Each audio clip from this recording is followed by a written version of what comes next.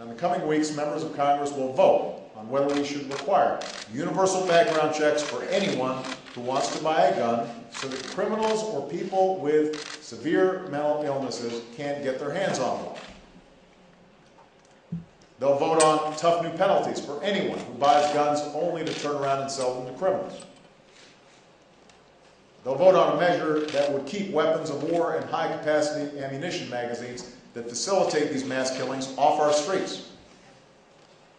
They'll get to vote on legislation that would help schools become safer and help people struggling with mental health problems to get the treatment that they need. None of these ideas should be controversial. Why wouldn't we want to make it more difficult for a dangerous person to get his or her hand on a gun? Why wouldn't we want to close the loophole that allows as many as 40% of all gun purchases to take place without a background check? Why wouldn't we do that?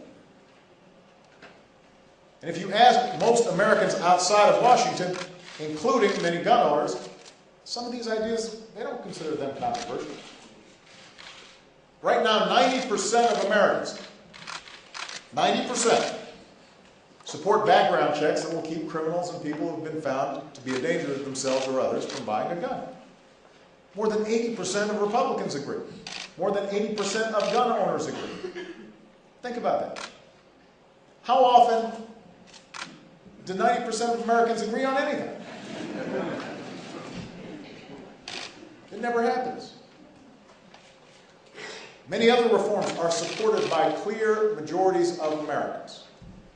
And I ask every American to find out where your member of Congress stands on these ideas. If they're not part of that 90% who agree that we should make it harder for a criminal or somebody with a severe mental illness to buy a gun, then you should ask them, why not?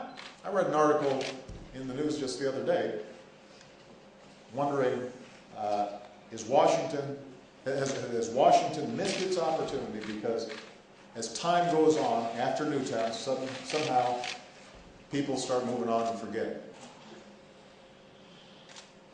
Let me tell you, the people here, they don't forget. Grace's dad's not forgetting. Adia's mom hasn't forgotten. The notion that 2 months or 3 months after something as horrific as what happened in Newtown happens, and we've moved on to other things, that's not who we are. Less than 100 days ago that happened. And the entire country was shocked. And the entire country pledged we would do something about it, and this time would be different. Shame on us if we forgot.